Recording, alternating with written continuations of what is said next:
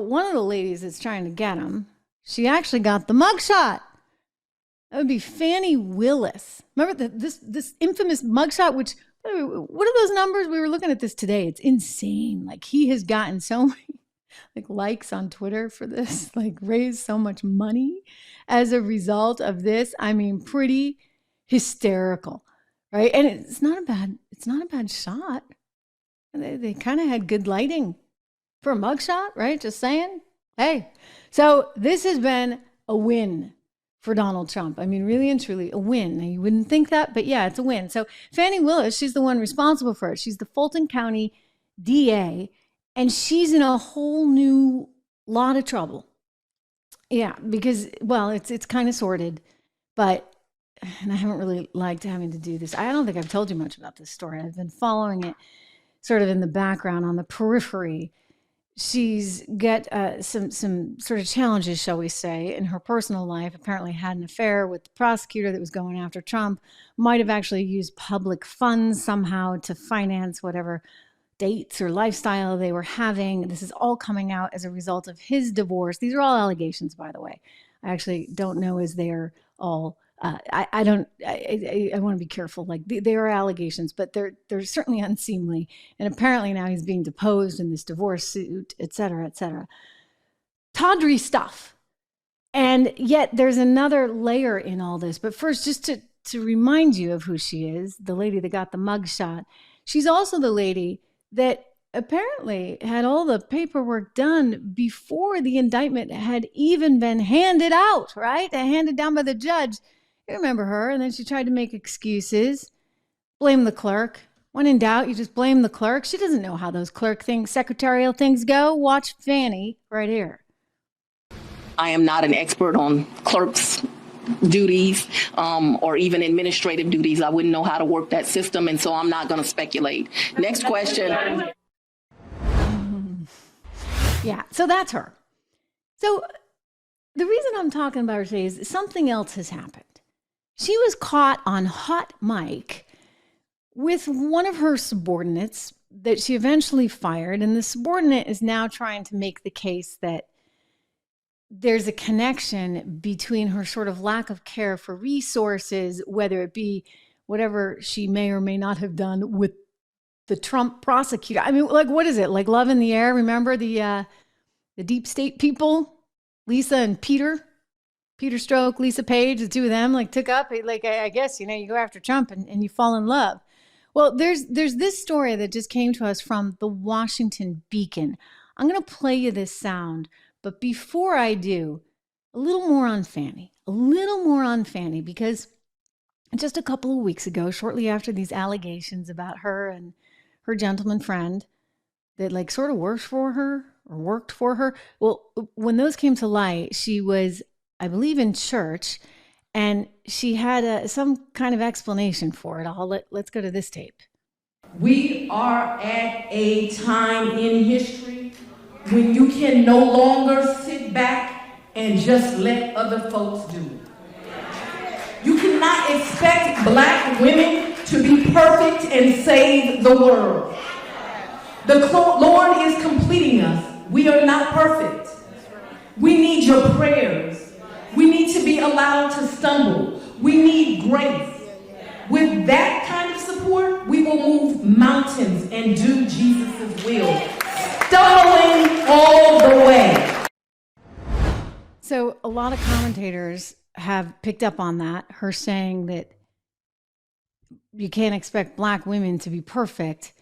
The timing of it, given that it was happening just as she was in the headlines, and they've suggested that now she's saying, oh, hey, you're coming after me because of my race. And thus going back to the well that we thought, by this time should be drained. But hey, I guess if you're going to try and work it, that's what you're going to work. So Fani Willis today is now hit with a whole new problem. And that's this audio tape. An employee tried to tell her how there was a pattern of ethical violations and that there was someone there who was trying to misuse funds, federal funds, and get everybody laptops and this, that, and the other. And then shortly after blowing the whistle, she lost her job. And she's saying, you know what, I think there's a connection. So she's got these allegations. I guess it's Amanda Timpson, who is an employee there, as we said, in the district attorney's office, responsible for giving nonviolent juvenile offenders alternatives to the juvenile court system. And one of the people that came into this was like, hey, you know, we're going to use this money, buy all this stuff. And she was flabbergasted and tried to tell Fani, and I guess recorded the whole thing. Let's listen. If you had to give me a sentence, what is the sentence theme? Once I told him about his, respectfully and in an email, about his lack of leadership and the fact that he wanted to do things with grants that were impossible. And I kept telling him, like, we can't do that, and questioning stuff. He would take me off projects, tell people I wasn't doing what I was supposed to because I questioned him. Because I understood, I helped write that grant. I knew what was in that grant. He told everybody in front of Crystal, Deontay, everybody, we're gonna get MacBooks, we're gonna do that, we're gonna get swag, we're gonna use it for travel. I said, you cannot do that. It's a very, very specific grant. Took me off. I questioned Junior DA. There's kids in there from out of the county, all this. Took me off Junior DA. I did not want to do it. He made it look as if I wasn't doing what I needed to do because I questioned him. Because I knew for a fact Mr. Cuffey respectfully did not know what he was doing, period. So I respect that is your assessment. It was clear to me that you and Mr. Cuffey were not getting along. And I'm not saying that your assessment is wrong. I want you to really listen to the words I'm saying. Cuffey, and this is my personal opinion, to one woman to another, is dangerous to your administration. He tells people, when I reached out to you, he told me, oh, you think your word is safe?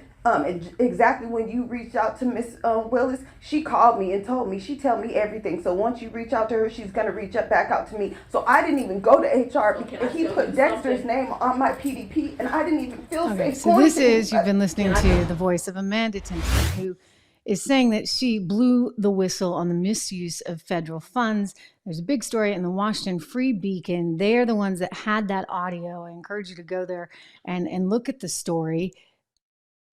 There's it's a challenging time in this country. It's a challenging time for Fani. These are, I want to repeat, just allegations, but what this person is trying to illustrate is that somehow there was an ethical lapse, right? She didn't have the judgment that she needed to have. If in fact, and I'm just saying, I don't know, there's any there on that darn impeachment getting handed down, and it was supposed to be sealed, right? The indictment, forgive me, impeachment, indictment, you know, we got all these legal terms in my head. Oh my goodness.